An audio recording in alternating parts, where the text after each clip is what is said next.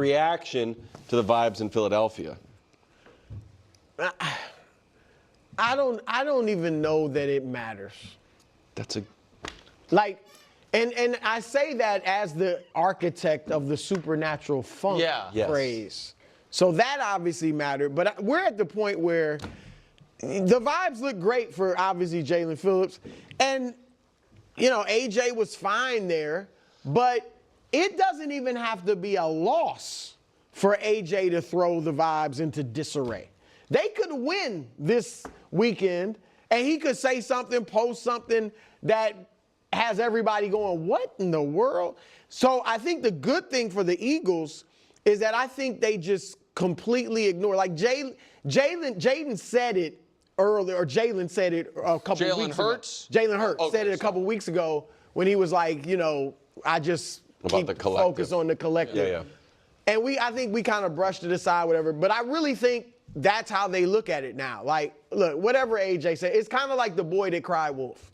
Like, he's so many times he said something, posted something, whatever. We won a Super Bowl with him being a distraction on the sideline by reading a book, with him saying things and tweeting things.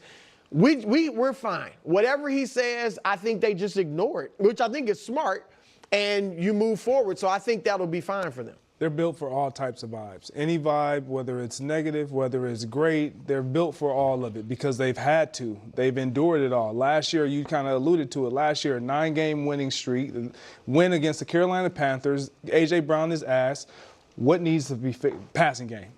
And now, to his credit, we all felt the same way. Yes. So he does say the things that most guys aren't going to say in the locker room that they feel, that we're not going to disclose to the open public.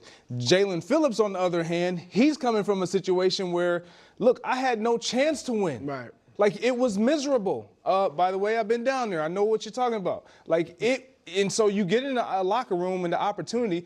Look, all I see is an opportunity to win. But to defend, I don't necessarily want to say I want to defend A.J. Brown. But you gotta have a guy like this in the locker room. And last year, I thought the book was a distraction. You guys know how I felt about the book. But you know how many guys came to his defense? Guys in that locker room came to his defense. Even yesterday, when we saw that shot that we just put up there, Smith, Devontae Smith is in the background. He jumps in. Yeah. And it's like, what y'all think? He want to be like. A.J. Brown is never going to be the guy that just goes with what feels good. He's going to be the guy in the locker room, in the team meeting room that's going to say what he feels, how he feels, whether we're winning or losing. And he's the guy that everybody, when something, you know somebody's going to say something, it's like, oh, A.J.'s going to say something. When something needs to be said and nobody's saying anything, you know who everybody's going to look at? A.J., you going to say something?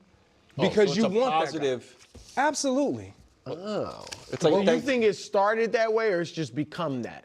I think it's become that because of the frustrations in the passing game. And again, he's experienced it. We watch it and we see, man, they're going to have to pass the ball if they're going to be able to accomplish what we all feel like they're talented enough to do. What were you going to – you had a funny look when Bruce said what he said. Because I 100% agree with Bruce. So I wrote down my paper, not sure any of this matters. To me, it's like turbulence on a flight. It doesn't matter if we're sitting next to each other and you start freaking out and you start screaming with your shoes off. Jalen Hurts is the pilot, and he's cool. He's not rattled at all. So I could be like, put your shoes on, we're going down. You got your toes out there wiggling. But it's like Jalen Hurts is so calm and so steady, I'm not sure this matters. All right. So I have, in response to that. About the shoe thing? I want to Let's watch Nick sound the alarm. I want to agree with you guys, with the exception of, I think one could make the argument, this is the team of all 32 where it could matter the most because we saw what we think was bad vibes sink a season. Oh my gosh. That we saw this team be 10-1, and then for reasons that are so inexplicable, we have just used it like it's a real event, like for the tackle that turned the tide, the supernatural funk. We're like, There's such a lie. You know that you did not think that team was good. You know you did not think that team was good. You thought the coaching was terrible. You thought the defense was terrible. Stop with the nonsense. Stop with this. Why do we keep going back to 23? It's so insane. It had nothing to do with vibes. Can we stop with this nonsense narrative? They don't even believe it, but they just keep saying it. It's ridiculous at this point. It is so ridiculous. Every single person that knows, every single Philadelphia Eagles fan who's obviously going to be the most locked into that team knows it. It wasn't a vibe issue. It was a coaching issue, and it was a roster issue, okay? So just stop. Stop with this nonsense of, oh, they were 10-1 and they were dominant. They were winning every game because they were amazing. The defense was an absolute mess. The coaching was an absolute mess. Jalen Hurts was banged up. Like, it's just ridiculous. To say that this was just vibes is absurd. It's absolutely, positively absurd. And it's such a you would think winning the Super Bowl would put that nonsense to bed. Was it just vibes that got the defense really good last year from 23 to 24? Was it just vibes? You tell me. They're the 30th ranked defense, giving up 25.2 points per game.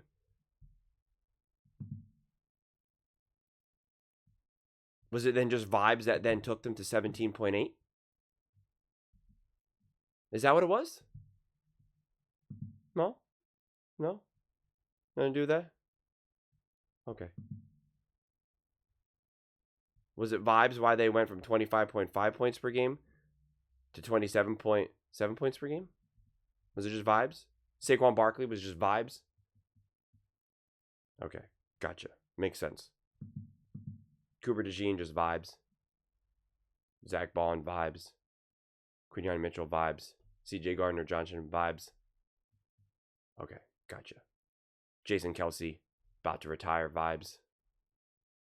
Okay.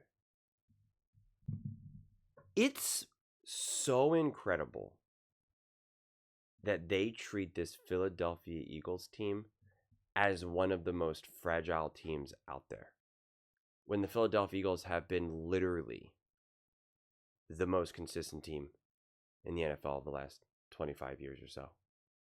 More consistent, because I always say that they're second to the New England Patriots in playoff wins. That's like my go-to thing that I often mention since 2000, and that's specifically because of Tom Brady and Bill Belichick.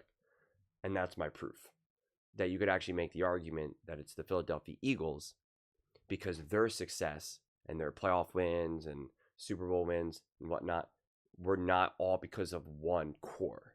It wasn't Bill Belichick, Tom Brady. For the Kansas City Chiefs, I think they're like third or fourth in that list right now.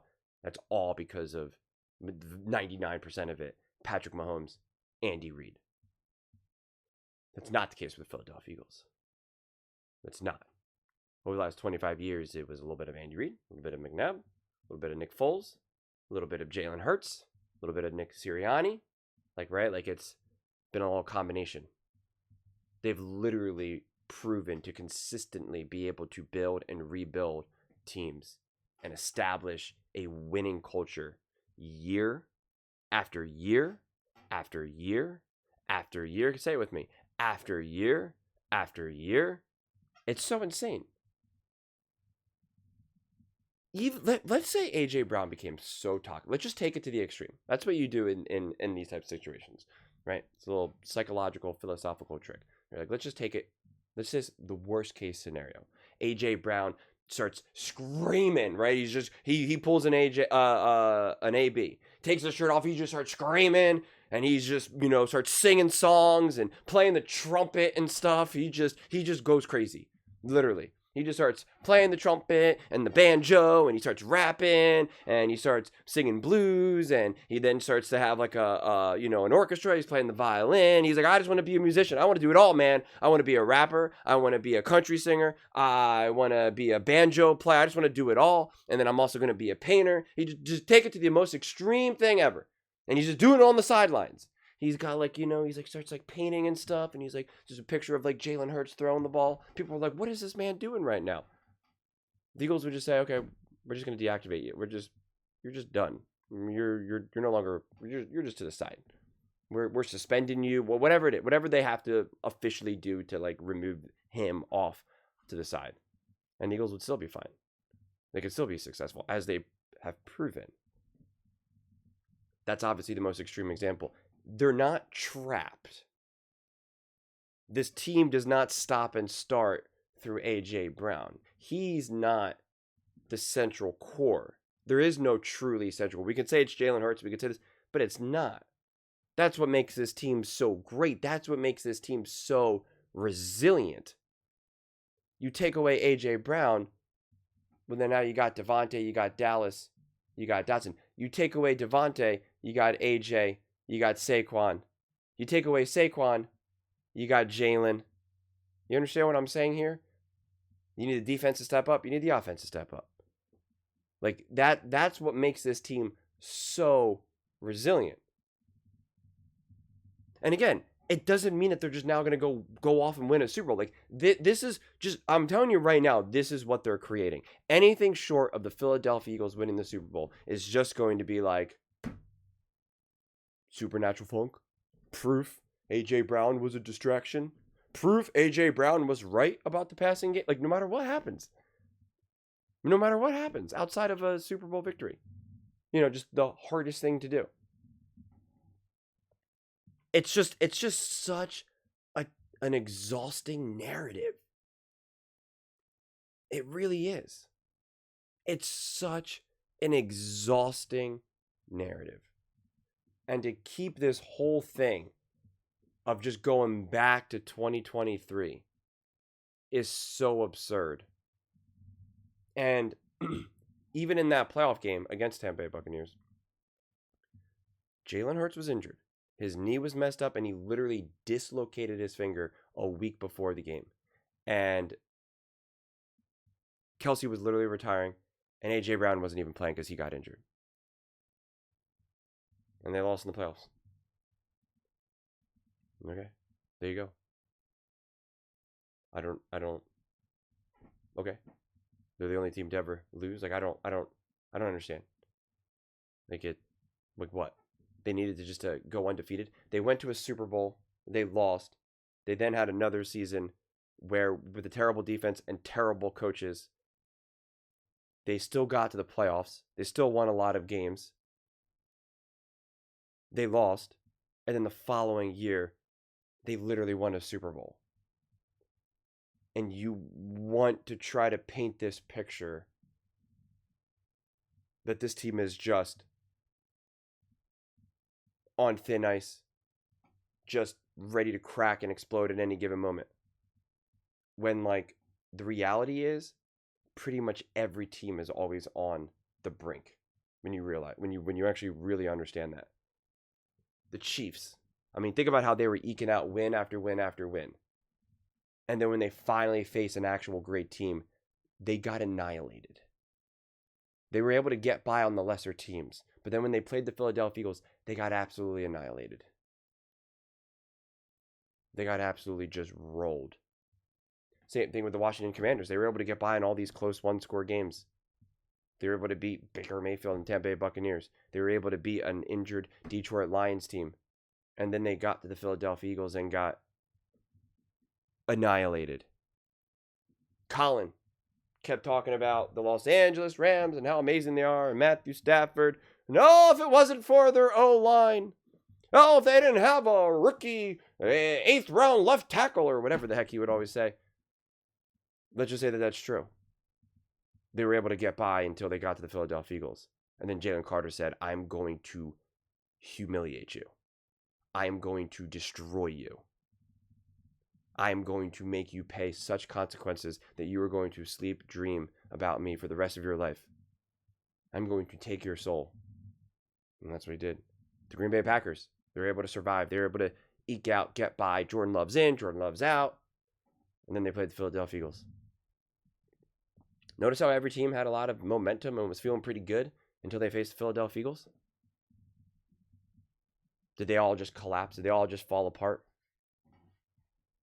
Was it all just over? It was just, supernatural funk? No? Okay. Got it. It's just crazy to me that, like, this is the talk that they want to have about the Philadelphia Eagles in this moment of time. Like, it's this weird obsession. And the repeating of the supernatural funk, that whole narrative, it's just so tired. It really is. You know what's actually a more relevant narrative that they should be talking about, that they should hammer home, that actually has truth and validity to it? When Patrick Mahomes doesn't have a good O-line, he's awful. Talk about that more. Talk about what are the Chiefs going to do without, what does it mean for Patrick Mahomes' legacy that he can only look good when he's protected? That actually holds more weight than just making stuff up in 2023. If the Philadelphia Eagles had an elite offense and elite defense in 2023, and they were winning games like pretty convincingly, pretty comfortably, and not eking out wins against Sam Howell and the Washington Commanders, and then they collapsed, sure, we could have a real conversation about that. But that's not what happened. That's not how that season unfolded. If those coaches were legit, if it was Kellen Moore in 23 and Fangio in 23, and it was pretty much the whole same roster, sure. Totally get it. But they're trying to pretend that the difference between 23 and 24 is just vibes. I mean, do you understand how insane that is? Like, Jalen Hurts didn't improve. Like, Saquon Barkley didn't make a huge impact. Like, Fangio wasn't a huge impact. Kellen Moore wasn't a huge impact. Ballin wasn't a huge impact. Mitchell, on and on we go. Cooper DeJean, I mean, like, that's why it's just always so circular. We just keep going in circles. Like, it's just crazy. It doesn't actually hold. It's just unbelievable. I mean, it really is. It just makes no sense. It makes no sense. I didn't realize, I'll end here. I genuinely didn't realize, I don't know. I'll say it. I genuinely didn't realize how much stuff is made up. How much narratives get really, how many made up narratives get constructed. I really didn't know. Maybe because I was just a more passive viewer. Maybe because back when I was watching these shows and watching these games from a more just like, I'm just kind of hanging out, half watching. I'm watching the games. I'm on my phone. I'm flipping channels. Oh, wait, they went up by 7. Oh, what happened? Whatever. They scored a touchdown. It's all good, right? Like, just kind of this 1 foot in, 1 foot out mentality, watching the shows. And I just used to think that, like, and I thought this a lot about the media. This is just the media in general, everywhere. That it was just, like, their job to be, like, a reflection of, like, like a mirror, a lens, somewhere to just convey the reality. Not construct and distort stories and narratives and truths. I thought it was just, this is what's happening. I'm going to relay what's happening, and then we can have a discussion about it. I didn't know there was so much just, let's distort things. Let's just twist things to fit how we see things, how we want things. It's like I was going to use a different team as an example, but I'll just use the Eagles as an example. It's like if this was my view. A.J. Brown is really toxic to the Eagles. I think Jalen Hurts is really unhappy about it. And it's putting a lot of stress on the relationship between Howie Roseman and Jalen Hurts and Jeffrey Lurie and Nick Sirianni. And because of that, I think Jalen Hurts is going to be really frustrated. And I don't think he can play great football right now because he's under too much pressure. Yes, on the surface, he looks calm, cool, and collected, but I think that's why we keep seeing such poor halves from him, because he's just so uncomfortable by this dynamic and this relationship with all of this, and I think it's a really big problem. And I think because of that, Kevin Patullo and Jalen Hurts' relationship are really stressed. And I think it's really becoming a problem. And Kevin Patullo is really unsure about how to call plays now because he's feeling the pressure and the stress of A.J. Brown, which then feeds into Sirianni now coming down on Kevin Patullo. And so now Kevin Patullo's relationship, which used to be really good, is no longer good with Nick Sirianni, which is then trickling down to Jalen Hurts. And so now who's the leader in this locker room? Who's the coach? When Jalen Hurts is frustrated about this, does he go to Kevin Patullo? Does he go to Nick Sirianni? If he goes to Nick, is he going over Kevin Patullo's head? If he goes to Kevin Patullo, does Nick Sirianni now feel like he's out of the loop? And this is a problem. And so what Jalen Hurts probably needs to do is go to Howie Roseman. But then, if not, then he has to go to Jeffrey Lurie. But if he goes to Jeffrey Lurie, is he then undercutting Howie Roseman? And this is all what A.J. Brown is causing. I just made that all. I don't even know what I'm saying right there. But it's just all made up. It's all made up. That's what the supernatural funk is. It's just absolutely, let's just make it up. Well, we heard other players say that the vibes weren't good. Yeah, because they were losing. What do you think they're going to say? It's a party? Like, what are we saying right now? How were the vibes when the Rams were losing, when their O-line was decimated? And they were having all their issues. What were the vibes for the Baltimore Ravens when their defense was there? What were the vibes for the Detroit Lions when they were losing? What are the vibes for the Kansas City Chiefs when they were actually winning?